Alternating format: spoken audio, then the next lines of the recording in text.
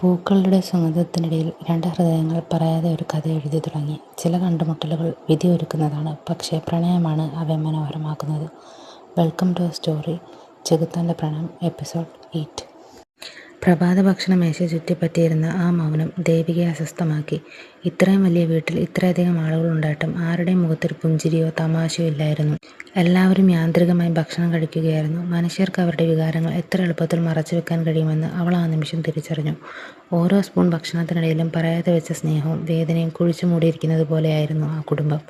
അന്ന് മേശയ്ക്ക് ചുറ്റും രണ്ട് പുതിയ മുഖങ്ങളുണ്ടായിരുന്നു.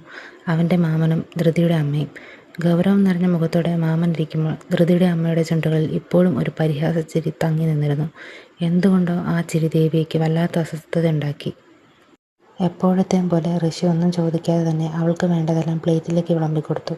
അവളും മിണ്ടാതെ ഭക്ഷണം കഴിച്ചുകൊണ്ടിരുന്നു. അപ്പോഴാണ് അവൻ്റെ ശാന്തമായ ശബ്ദം കേട്ടത്. എന്തുപറ്റി ദേവിക, നീ എന്താണ് ഇത്ര ചിന്തിക്കുന്നത്? ഞെട്ടലോടെ തലയുയർത്തി ദേവി കണ്ടത് അവളെ നോക്കുക പോലും ചെയ്യാതിരിക്കുന്ന ഋഷിയെയാണ്. അവൻ്റെ ശ്രദ്ധ മുഴുവനും പ്ലേറ്റിലായിരുന്നു. എന്നിട്ടും അവളുടെ മനസ്സിൽ ഓടിക്കൊണ്ടിരുന്ന ഓരോ ചിന്തയും അവൻ അറിഞ്ഞിരുന്നു.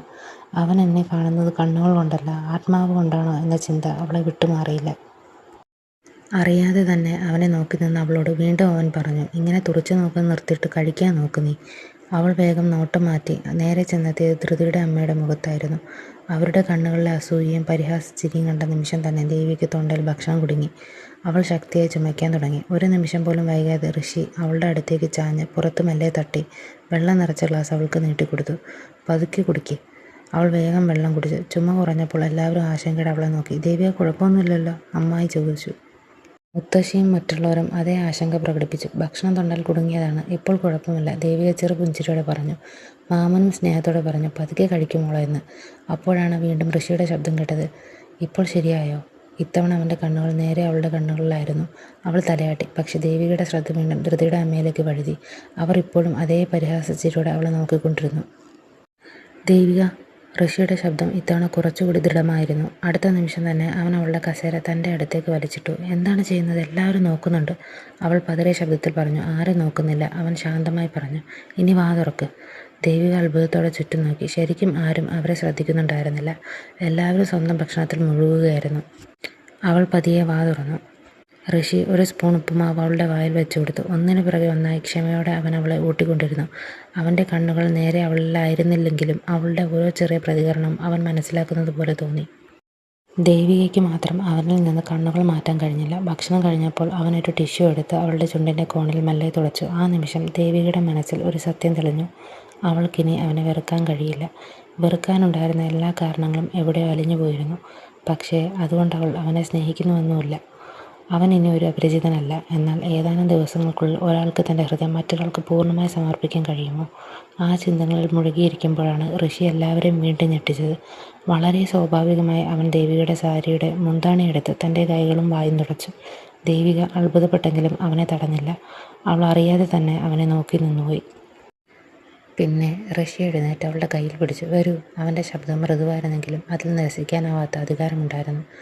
അവർ നടക്കാൻ തുടങ്ങുമ്പോൾ മുത്തശ്ശി ചോദിച്ചു, എങ്ങോട്ടാണ് അവളെ കൊണ്ടുപോകുന്നത് മോനെ? വെറുതെ പുറത്തേക്കൊന്ന് പോയി വരാം. ശരി, പക്ഷേ വൈകുന്നേരത്തിന് മുൻപ് തിരിച്ചു വരണം, അവൻ ദേവികയോട് പറഞ്ഞു. ഇന്ന് നമുക്ക് ഇവിടുത്തെ ഒരു ഗ്രാമത്തിലേക്ക് പോകണമെന്ന്. ഗ്രാമം?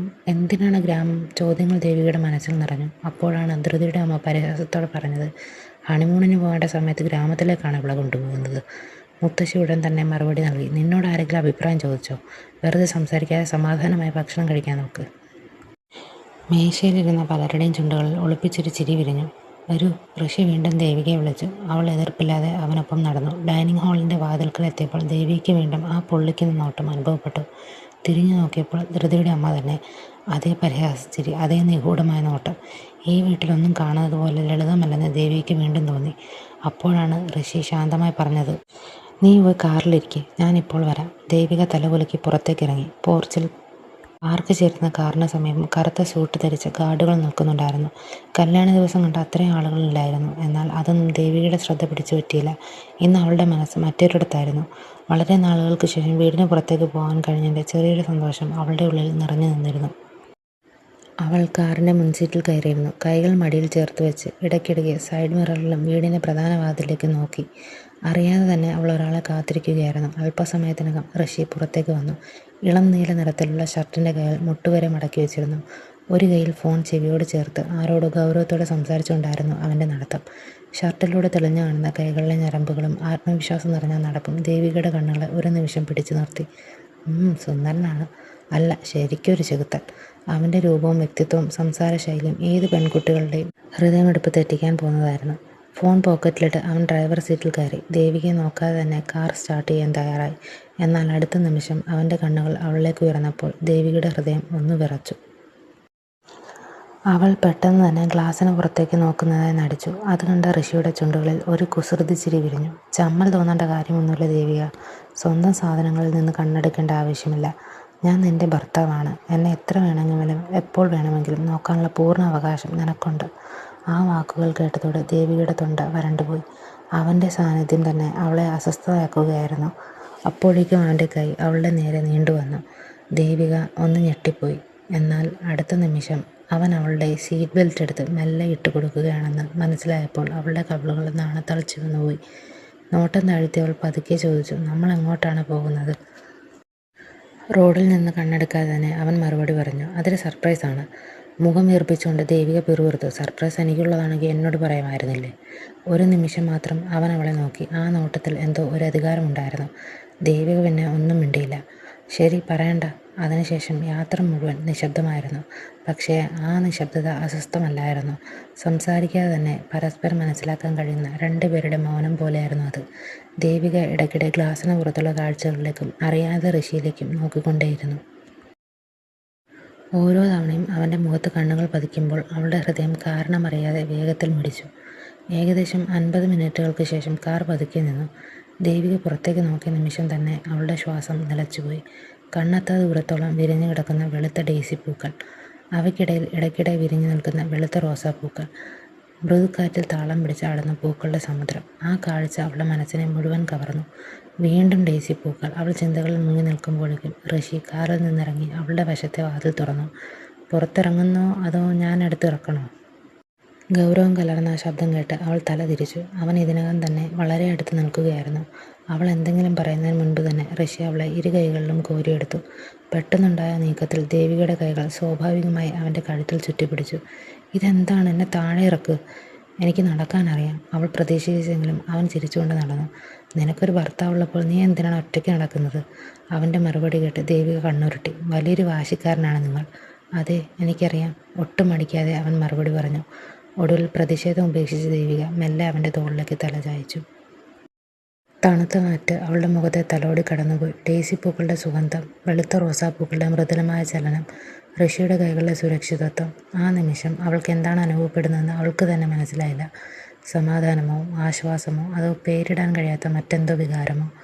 അപ്പോഴാണ് മുന്നിലൊരു മരക്കവാടം അവളുടെ ശ്രദ്ധയിൽപ്പെട്ടത്. അതിൽ മനോഹരമായി കൊത്തിവെച്ചിരുന്ന പേര് സ്മിത ആശ്രമം. ഗേറ്റിനകത്ത് പൂക്കളും പച്ചപ്പും നിറഞ്ഞ ചെറിയ കോട്ടേജുകൾ നിരന്നു നിന്നിരുന്നു.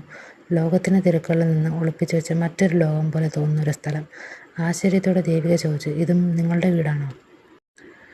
ഋഷി ഒരു നിമിഷം പോലും ആലോചിക്കാതെ അവളെ നോക്കി ചെറിയ പുഞ്ചിരിയോടെ പറഞ്ഞു, അല്ല. അവൻ്റെ കൈകളിൽ അവളെ കുറച്ചുകൂടി സുരക്ഷിതമായി ചേർത്ത് പിടിച്ചുകൊണ്ട് അവൻ പതുക്കെ തുടർന്നു, എൻ്റെ വീട് ഇപ്പോൾ എൻ്റെ കൈകൾക്കുള്ളിലാണ്. ആ വാക്കുകൾ കേട്ട നിമിഷം ദേവികയുടെ ഹൃദയം അറിയാതെ ഒന്ന് ഉറച്ചു. ആശ്രമത്തിൻ്റെ ശാന്തതയേക്കാൾ ആഴത്തിൽ അവൻ്റെ ആ ഒറ്റ വാചകം അവളുടെ മനസ്സിൽ പ്രതിധ്വനിച്ചുകൊണ്ടിരുന്നു. ആദ്യത്തെ കോട്ടേജിൻ്റെ മുന്നിലെത്തിയപ്പോൾ ഋഷി ദേവികയെ വളരെ ശ്രദ്ധയോടെ താഴെ നിർത്തി. കൈകൾ വിട്ടെങ്കിലും അവൻ്റെ വിരലുകളുടെ ചൂട് ഒരു നിമിഷം കൂടി അവളുടെ കൈകളിൽ തങ്ങി നിന്നു. സാരി ഒതുക്കിക്കൊണ്ട് ദേവിക ഒളിക്കണ്ണോടെ അവനെ നോക്കി. ഋഷി ശാന്തമായി അവളെ തന്നെ നോക്കി നിൽക്കുകയായിരുന്നു. പതിയെ അവൻ കൈ ഉയർത്തി അവളുടെ ചെവിക്കരികിലേക്ക് കൊണ്ടുവന്നു. ദേവികയുടെ ഹൃദയം ഒരു നിമിഷം പിടഞ്ഞു.